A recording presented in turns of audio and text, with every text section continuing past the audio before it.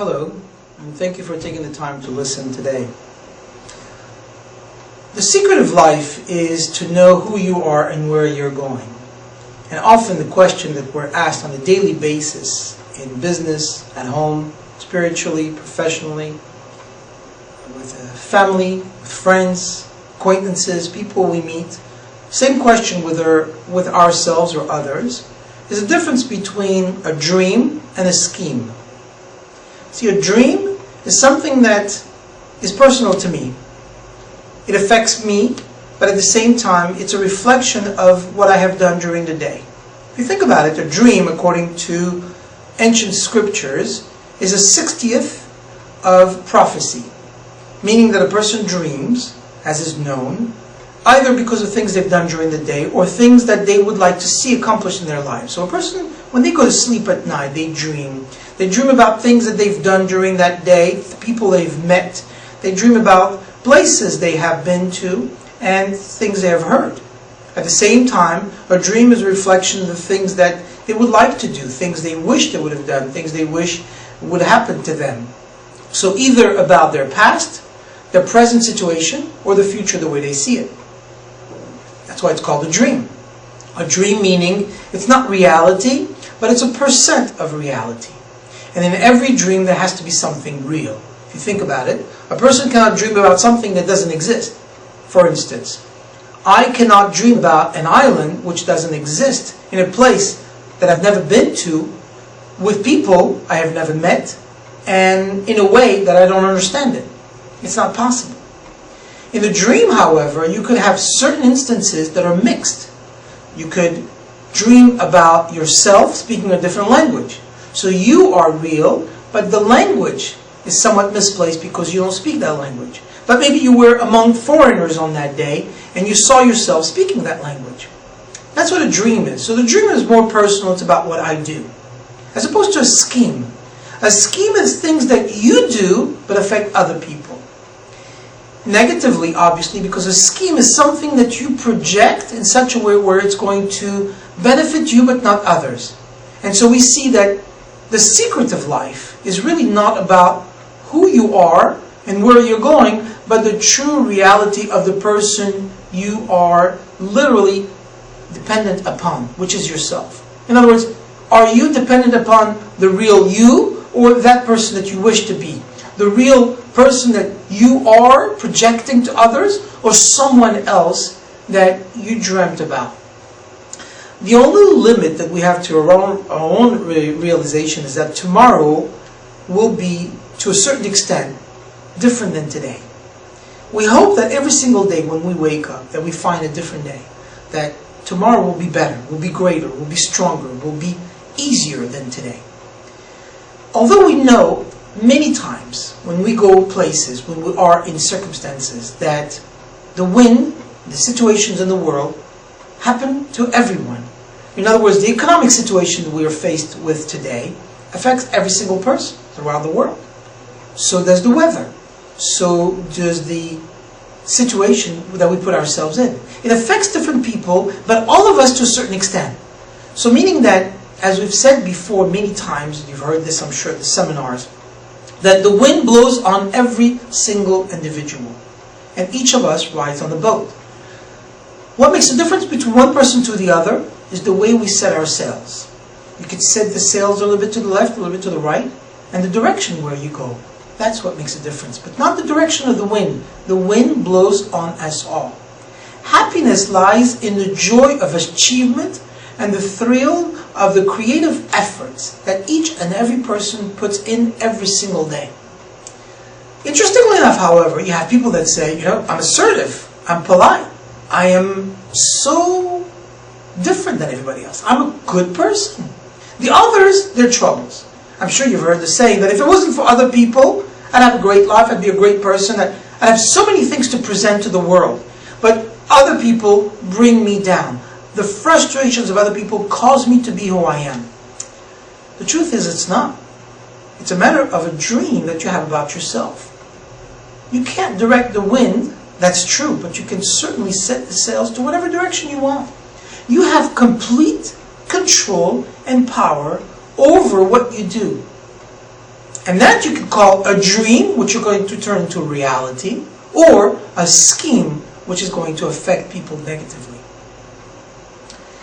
You know, when I come to work during the day, I don't have any more young children at home. My children have grown, thank God. And even my youngest one today is bigger and taller than me. But one thing is for sure, that I remember vividly that when my children were home, and they would give me a kiss in the morning before they went off to school, I could feel that kiss throughout the day on my cheek. If I even but touched my cheek, I could feel the lips of their kiss. Till today, however, I do get a hug from my wife. And you know what? I still feel emotion on a day-to-day basis at any given time that she's close to me. When you are a loving parent, when you are a remarkable husband, when you are a good brother or a great sister, when you take care of people, they take care of you to the point where you become invincible. You become absolutely, extraordinarily remarkable. It's a matter of attitude. The question you have to ask yourself, however, when you do something, is that a dream that you've had that you're trying to turn into a reality? Or is that a scheme so that you can fool other people? If you do a little bit each day, and you do a little bit of that each day, of goodness, and a little more each day, at the end of the day, you've done a lot of good things. But if you do a little bit of bad, regardless of how good you were during that day, that bad will stand in front of you. So I want to ask you the question. Those schemes that often we get into, how did we get there? Why is it that some of us think that schemes are okay? And I'll give you examples. For instance, we have expenses that we can put through our books that are legitimate. If you have a cell phone that you use for your office, it's a legitimate expense. It's obviously something you use for the office, you need it for work, so it's a legitimate expense. There's some things that are legitimate basically to describe as a deduction, some that are not. Why is it that when it comes to filing those taxes, so many people find a way which is defrauding the system? Why? Why would you do that? The money that's imparted to you is blessed by goodness for the work that you've performed. And the things that you've done have been blessed by the honor and the privilege that you have with the license that you've been given. Why would you take that money that you earned honestly and now defraud the government? Well, you may say, I've never done that. Okay, well, let's take another example. Why would you at any given time, perform a service on a patient that may be questionable, that may be doubtful, that may be unnecessary? Now you might say, I also never do that. Okay, well that's good. That makes you a great doctor and a phenomenally responsible citizen. Now let me ask you this. When you tell your spouse, your family, your friend, your staff that you appreciate them, is that a dream or is that a scheme? Do you really mean that? And if you mean that, can we see this by your action? You see, there are three ways that people act on a daily basis and react. By their thoughts, by their speech, by their action. The thoughts are private to you. Your speech is what you share with others, but the action is what everybody remembers and everybody sees. Now, many of us think great things in the shower, when we're sleeping, when we're driving. At times that nobody can concentrate or even bother us, we have these phenomenal dreams, incredible passions, and we're assertive about what we do. We're positive. We think about all these visions. And we're passionate to the point where we truly believe that these dreams that we have is what we would like to do. Often, however, when it comes out to be a speech, or what we say is not quite what we thought. It comes out to be a little different. So we think we love our children, we think and we dream the fact that we love our spouses, or our staff, or our friends, or family members, or colleagues, or people we meet in the street.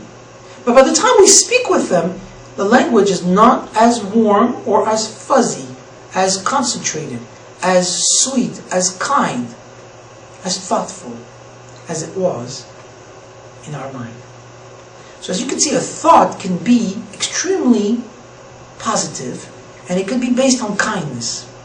But when it transfers into the speech, somehow it gets diluted and it changes the performance of its motion. And then the action that follows after that is even more diluted. So now, I can think I love my spouse, but then I don't say it this way, don't express it quite that way, at least not as much as I thought about it. And by the time I make an action, it's different. I'll give you a case in point. And I'll take the easiest one, and that is, we'll start with the spouse, and we'll go to a child, and we'll go to the staff, so that you can relate to it on all levels. I'll take the spouse first. I may think that I love my wife to the point of, if God forbid something was to happen to her, I would give up my own life for her. Absolutely. Unequivocally, undoubtedly. Immediately give up my life for her. But then, now my wife says, darling, could you do me a favor, please, and explain this concept to me? And as I explain it to her, she seems to be agitated, she's not understanding it, and I lose my patience, and I raise my voice, and I get upset. You see, now my thoughts were kind and passionate, but when it transferred into my speech, it diluted into stern action, into severity. So I went from kindness to severity. And then my wife says to me, do me a favor, darling. I don't want to speak about the subject anymore, but could you do me a favor and go ahead and take out the garbage? And I say, absolutely not. And now my actions are totally different. So now as you can see, I started with the germination of a seed which was in my mind as a positive, kind, passionate thought, which transcribed itself into an action to the end that was not positive. And it went from thought to speech to action. Let me give you the example when it comes to a child. We love our children. I don't know any parent who doesn't love their children to the point of giving up also their own lives. And especially when we see our children doing good, and we praise them, and we shower them with anything that we can, both materially, spiritually, physically, in every way possible. We just adore them. And when we see them at night, we see their pretty faces laying in bed. We feel a certain type of dream within us saying, this is a little me. It's amazing. This is my child, and I'm responsible for them. And we swear to ourselves that we will never give up on that child. But then often by the time we speak to the children, we are more stern about that, and we want to establish some type of authority, so therefore we're no longer the same kind of thought that we were a minute ago. And then of course by the action. By the time the child comes in the evening and says, Dad, would you help me out please? I can't finish this homework. Son, right now I don't have time. I'm exhausted, I've had a long day, I've got to finish this issue. You can talk about it with your mother.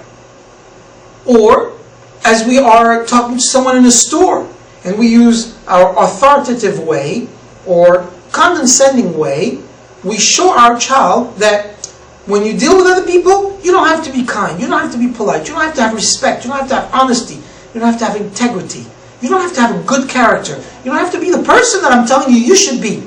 Be like me. Be authoritative. And you exert assertiveness with a certain type of arrogance.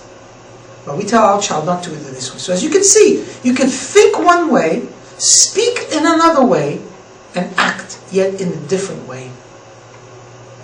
Now let's talk about staff. And I know some of you may be watching this and say, well, I'm not sure I want to listen to that, and I'm not sure this is where I want to go. But this is where the dream and the scheme have to take divergence. This is where the concept of a dream versus a scheme must take effect, and you have to understand what this is all about. How many times we think we have good staff? when we push come to shove, we say, this staff is really good. It's amazing what they do. They're on time. They support the system. They pay attention to what we tell them. Many of them are dedicated, loyal. They're also very supportive. They're honest. They're pleasant. So they're a team. So this is what we think about. That we think about, and often in our mind, we design a concept about the type of staff that we want, and those frustrations are eliminated because we feel confident that they are there for us.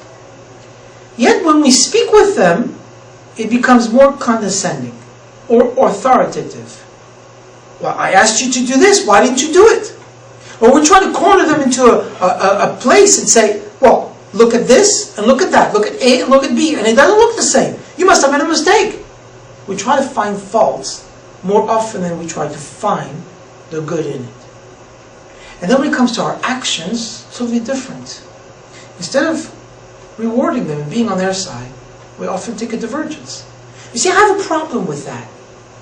I have a problem with anyone who confuses the difference between a dream and a scheme. Whether it's with your spouse, your children, or your staff, or anyone else at that given moment. This is not what it's supposed to be. This is not the way a person keeps their frustrations eliminated. This is not the way. If you're dissatisfied with your situation, use this dissatisfaction in an incentive. And take that incentive to improve your situation. And part of the benefit of all of this that happens, and part of the benefit of the fall that you've seen, the negativity that you see, is to encourage you to protect yourself and protect those around you and prevent it from happening again. If something happens and it's negative, it was a message. Now you may say, well, who sent me the message? Well, I don't know that.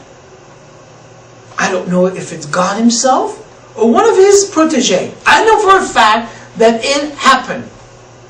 And we don't start sitting down and philosophizing and say, wow, who could it be? It was maybe this insurance company, or it was the bank, or it was an agent, or it was this, it was that. What's the point? Something negative happened, it's a lesson for you. Take that lesson and turn it into a positive concept. You can do that. You have the ability and the strength within you to, at any given time, catapult your dreams and turn those dreams and those thoughts into true realities. You have the ability to turn your emotions and anything that you want and anything that you act into something which is positive. You can create your own destiny.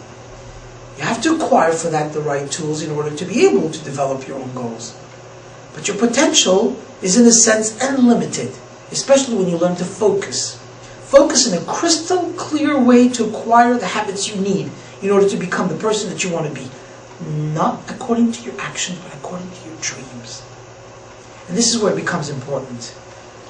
Dreams and thoughts, indeed, are real. But they're real in you. They're real in your own imagination. Now the key is to take this imagination and turn it into the true nation that you want to be. Imagination means you are imagining you as a nation of the world. You now need to take this turning it into a true nation of the person that you are. And this isn't a plain word. This is reality of the person that I believe you should become. When I see this in a doctor, when I see this in a client, when I see this in a person that works with a team, I see success. And I can tell you for a fact that every successful doctor that I work with, every successful person that I have established a relationship with, has this ability to take that dream and turn it into reality. It is that dream that you have right now. It started as a dream, but it could become a scheme if you don't pay attention.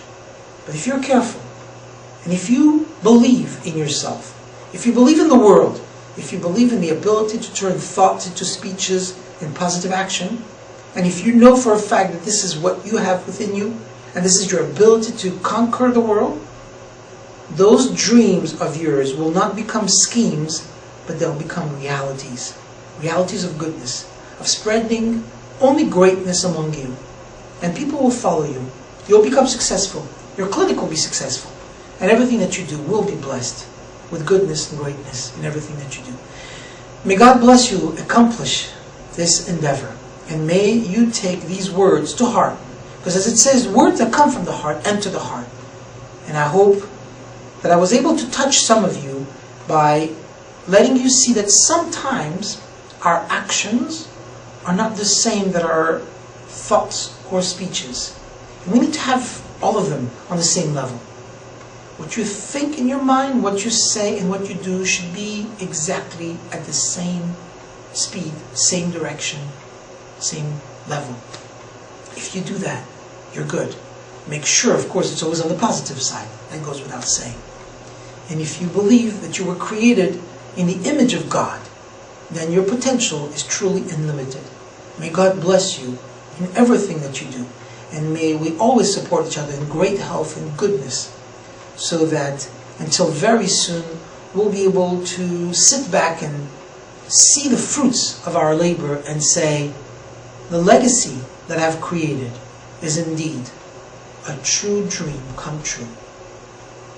Take care of yourself, and God bless you.